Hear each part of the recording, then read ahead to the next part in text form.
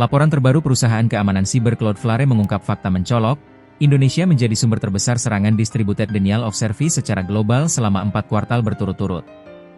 Temuan ini disampaikan melalui laporan tahunan Q3 DOS Threat Report yang dirilis 3 Desember 2025 lalu. Dalam laporan tersebut, Cloudflare menempatkan Indonesia sebagai negara dengan trafik serangan DOS terbanyak sejak kuartal 3 tahun 2024 hingga kuartal 3 2025, periode 1 tahun penuh yang menunjukkan tren peningkatan signifikan. Indonesia merupakan sumber serangan DOS terbesar, dan telah menduduki peringkat pertama di dunia selama setahun penuh, tulis Cloudflare dalam laporan tersebut yang dikutip Rabu 10 Desember. Temuan ini menambah kekhawatiran karena dalam beberapa tahun sebelumnya, Indonesia memang sudah sering berada di jajaran 3 besar sumber serangan DOS global. Namun, peningkatan drastis terjadi sejak 2024, berlanjut hingga 2025. Lonjakan trafik serangan dalam 5 tahun. Cloudflare mencatat, sejak kuartal 3 2021 hingga kuartal 3 2025, permintaan HTTP yang digunakan dalam serangan DOS dari Indonesia meningkat hingga 31,9%.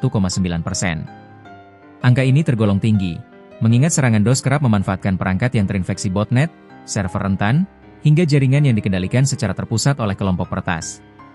Laporan yang sama turut menunjukkan pergeseran besar dari negara-negara Asia sebagai sumber utama serangan.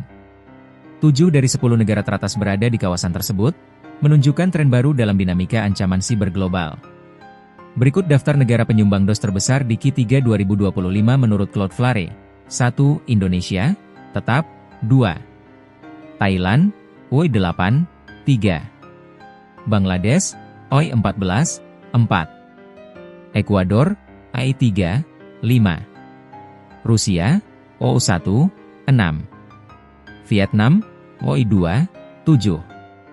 India, AI32, 8. Hong Kong, 5, 9. Singapura, 7, dan 10. Ukraina, 5. Lonjakan besar India naik 32 peringkat juga menjadi sorotan, namun dominasi Indonesia tetap tak tergoyahkan selama 4 kuartal. Aizuru, botnet baru yang mengguncang internet. Salah satu faktor terbesar yang mewarnai laporan kuartal 3 2025 adalah kemunculan botnet bernama Aizuru. Botnet ini diperkirakan memiliki 1,4 juta perangkat terinfeksi di seluruh dunia. Skala tersebut membuat Aizuru masuk dalam kategori botnet hipervolumetrik terbesar dalam beberapa tahun terakhir. Aizuru disebut melancarkan serangan dengan kapasitas sangat besar, seringkali melampaui 1 terabit per detik dan lebih dari 1 miliar paket per detik.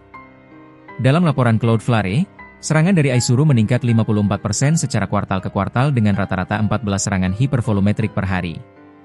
Puncak serangannya bahkan tercatat mencapai 29,7 Tbps untuk trafik volumetrik dan 14,1 Bpps untuk paket per detik. Angka tersebut dinilai sangat jarang terjadi dan berpotensi mengganggu infrastruktur internet di berbagai negara. Cloudflare juga melaporkan bahwa Aizuru menargetkan berbagai sektor penting seperti penyedia telekomunikasi, industri game, layanan hosting, hingga sektor keuangan. Sementara itu, media keamanan siber Krebs on Security menyebut botnet ini sempat menyebabkan gangguan internet meluas di Amerika Serikat, bukan karena meretas sistem, melainkan akibat overload dari besarnya volume trafik yang melewati jaringan penyedia layanan internet. Serangan semakin cepat, semakin pendek, namun lebih berbahaya. Salah satu temuan menarik dalam laporan Q3 adalah karakter serangan yang semakin singkat tetapi lebih kuat.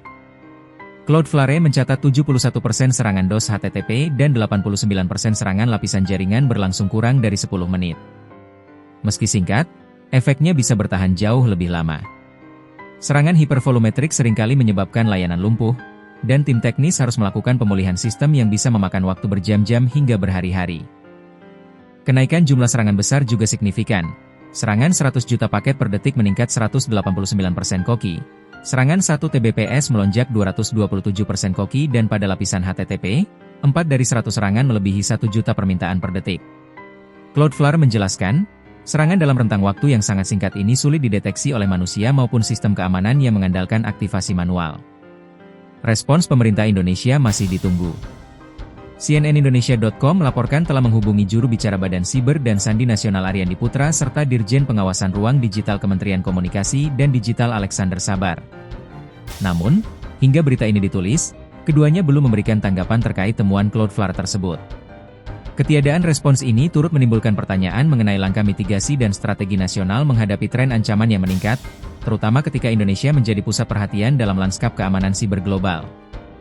Apa itu serangan DOS?